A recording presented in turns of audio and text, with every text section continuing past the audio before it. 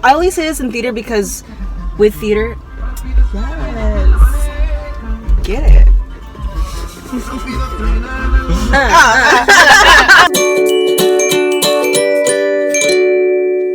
This is part 2 of this episode of For Real Talk. Welcome back. So you're an artist, and a lot of the content I put up is related to like theater and dance, musical theater, film, and stuff like that. How do you feel that art or dance or film, all these things, how do you feel like that can do its part to like be in that change? Or do you think it does or doesn't? I think over the scope of the past few decades, it's gotten a lot better and a lot more inclusive. Mm-hmm. I think that there's absolutely room for growth and room for even more inclusivity. Like, I think it's no secret that film, TV, media, what have you, like it caters to a very Eurocentric aesthetic being the default. Yeah. And America being what it is, being the diverse nation that it is, not a lot of people subscribe to that. Right. Not a lot of people look like that. Not a lot of people have that background and we all come from so many different backgrounds and so many different cultures. We all have things that to bring to the table that are so different but deserve to be seen and heard just as much as the Eurocentric, default. In terms of like film, TV, theater, whatever, like I think that when it comes to diversity, like there's like a halting point. It's like, oh, we have this one like really attractive, like light-skinned, buff male in this movie. Diversity. Here we are. And it's like that's fantastic. Like I'm really happy for that. Moving forward, like there's still like more stories and there's still more colors, more shades, and more things that more people that deserve to see themselves. Not everyone is or looks like Michael B. Jordan.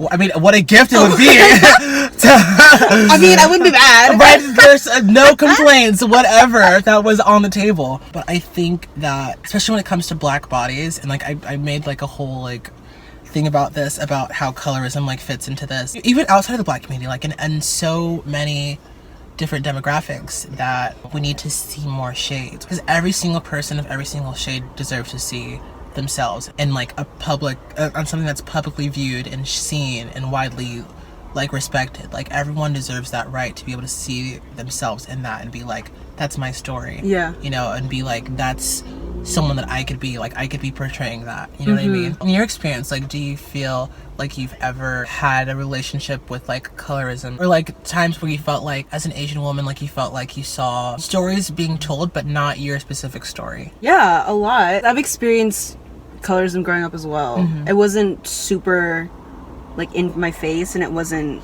like a big thing. It was more subtle, and it was like smaller things, and it was just little comments. Oh, you should do this rather than this, like you probably shouldn't play outside as much, stuff like that. But I think even just like if you look at, because being a 90s kid, you're thrown in front of like Disney a lot. Their only Asian princess as of right now is a lighter skinned princess. My like identity physically didn't really resonate with her. It was more like Pocahontas, to be honest, just because she was closer to me than Mulan. Although I love Mulan, and a lot of my story I relate to her as well, but like looks wise, it was the Native American princess. Not to shame like Crazy Rich Asians, I love that that's out there, but a lot of them don't look like me.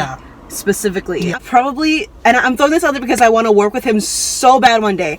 The one Asian actor that I can see myself like in closest to is Jacob Batalon from Spider-Man. I love him, and I would love to play like his twin one day. Please hire me. That'd be so fun. He's Filipino, and he's not kind of like a whitewashed Filipino, like physically, and he's just literally just being himself. They weren't saying like, oh, he needs to look this a certain way or whatever. It was like, no, we cast him because he is Ned. Hello, Ned is a big nerd, and he is like, it just works. Right. And I feel like once that mentality gets into a lot of like casting directors and producers' mind of, I cast this person because they fit the role. Right. Because like you said, a lot of it is very Eurocentric, and unless it specifically says in a script. Being a play analysis, like you'll see the list of characters and it's like, oh, African American 20s, 30s, Yeah, or Latino, blah, blah, blah, or, you know, unless it's specifically named. A lot of casting directors and a lot of directors in theater, like if we're going to home theater specifically, they'll kind of subconsciously cast a white person, I feel like. For example, there was a production of Fun Home that was done in Tokyo, I believe. And it's like, whoa, Fun Home was done with an all Asian cast. Like, no, it's just Fun Home.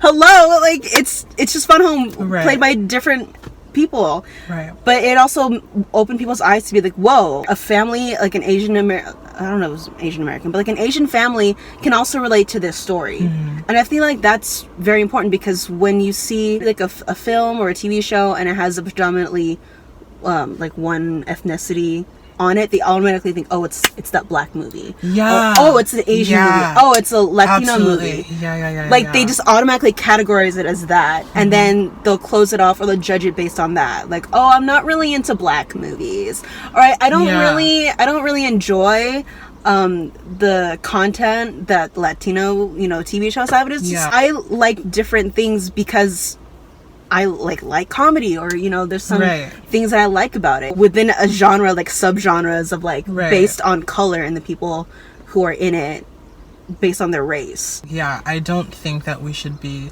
colorizing movies. Yeah. At all. I really love what you said, like, because it's like if you do like branch out from the norm, then it's like, oh, then like the color becomes a central like focus. You miss like this whole like other like depth, like you said, like Fun Home is so much to unpack within that musical, but having it be completely like overshadowed by the color and ethnic background of the actors, like, what an injustice. Like, there's so much story and so much to grab from that, but if the only thing that you grab is, oh, this is an Asian production, then why'd you even bother showing up? Like you completely missed the whole point of this. It's a story.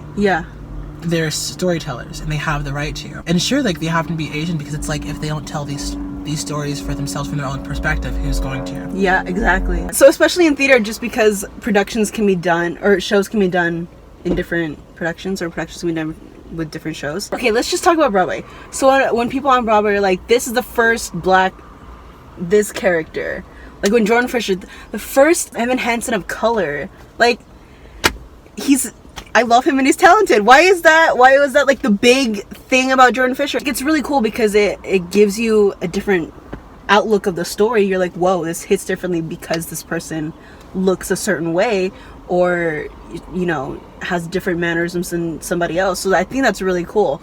But it also doesn't make a production better or worse because somebody else plays the same character. You can always compare actors, but they just have their own background, they have their own story to them that they bring to the whole show. Not that we should discount, like, oh, it's the first person of color to play this role, but why does it have to be such a big thing? Like, okay, cool, right? Can they sing the notes? Can they, right, you know, can they deliver the story? Can they drive like the plot? That should always be the primary focus. Always. And I think that trying to fill a quota and that only blank casting when it benefits the promotion of a show is so dumb. It is so opportunistic. Like, for instance, like if someone's like, this is like the first black Eponine like ever, like, please come see our show, and it's like, that's fantastic, it truly is, and I'm happy that people would be able to see themselves in her, but I think that should just be, this is a person that is doing the role of Eponine, and she sings the notes, and she's a great actress, and she drives the story, and she's a talent. I think that capitalizing on the color of her, I think, is actually more detrimental than people would realize. That almost makes him sound like a freak. You know what I mean? That sounded very The Greatest Showman. Exactly. It's like come see our new attraction. It's like, no, I'm not an attraction. I'm a storyteller. I'm a person in a role. This is my job. I'm working. I'm on the clock. Exactly. I have to go for warm-ups. Exactly. My check. Please. I gotta get in costume. Right. We're opening house in like 30 minutes. Very passionate about here. I'm sweating. So passionate. You're not moist when you're passionate. You're not doing it right. Is there anything else you wanted to talk about? No. I mean, I'm down to talk whatever, but I feel like everything that's like on my heart, I feel like I got it out. Okay. Cool.